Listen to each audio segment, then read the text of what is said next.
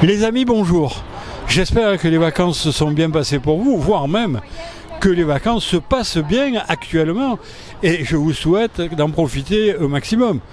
Moi, pendant ces vacances, j'en ai profité pour partager, rencontrer, échanger avec mes amis, avec mes relations et avec tous ceux que l'on m'a fait rencontrer. Et je pensais que ces Marseillais, ces Français, ne voulaient pas trop parler politique. Eh bien non, ils s'intéressent grandement à la politique.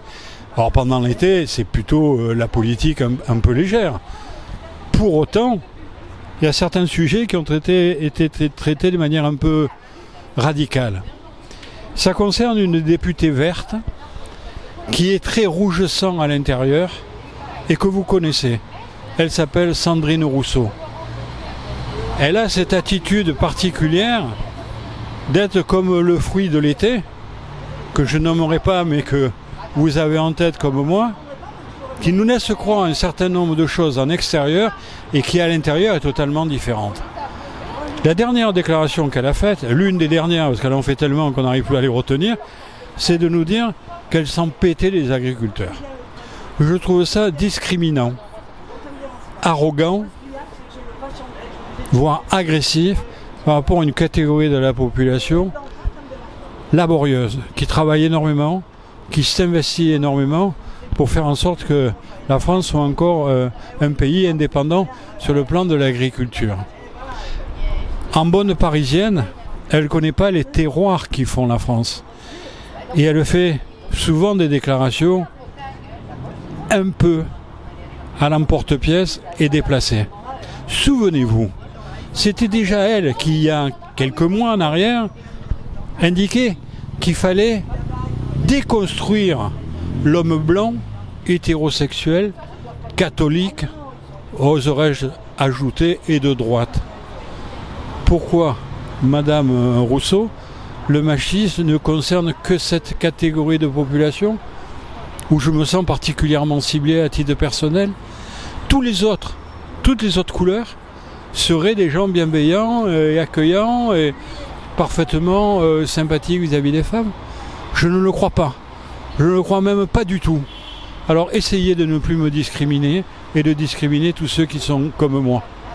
De la même manière, c'est elle qui aussi disait, et on en a beaucoup ri, parce que j'ai beaucoup partagé d'apéros avec mes amis, j'ai beaucoup partagé des planchas avec mes amis, et j'ai beaucoup partagé aussi de la viande grillée sur tout ça en convivialité pleine. Vous êtes contre ça aussi? Vous n'acceptez rien du tout? On n'a pas le droit de se faire une viande grillée? Tout cela est interdit selon vous? Il y a même de vos copains et de vos camarades qui nous disent qu'on doit planifier 2 ou 3, voire 4 voyages en avion sur toute sa vie pour faire en sorte que la planète revienne ce qu'elle était il y a 3 siècles ou 4 siècles en arrière. Mais qu'est-ce que c'est ces interdits que vous faites continuellement? Il y en a d'autres qui veulent même interdire le Tour de France. Le Tour de France qui passe sur tous nos territoires, dans tous les départements, notamment ruraux, pour les faire vivre et pour qu'il y ait des ambiances un peu sympathiques qui puissent se faire.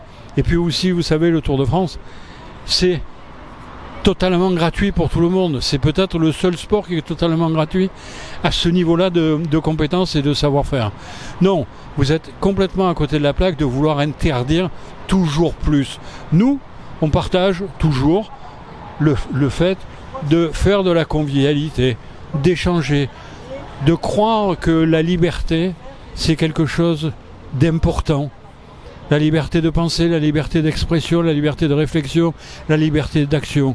Non, nous ne partageons aucune valeur avec vous. Vous qui êtes en train de réfléchir pour dire qu'en France, il y a des appartements qui sont trop grands, avec 1 ou 2 personnes par appartement, on devrait les partager et avoir d'autres personnes qui viennent habiter avec vous. Lorsque vous avez 100 ou 150 mètres carrés, il faut le partager avec l'autre. C'est ce que j'entendais quand j'étais gosse. Dans les pays communistes, dans les pays de l'Est, où tout le monde partageait tout, où tout le monde se contrôlait en permanence et il n'y avait aucune liberté. Non, Madame Sandrine Rousseau, même en été, ça ne passera pas auprès de moi et je vais vous faire une confidence. Ce que vous dites, Je m'en pète, mais alors au maximum. Sachez que si vous voulez rencontrer quelqu'un qui ne votera jamais pour vous, vous pouvez compter sur moi. Amicalement vôtre.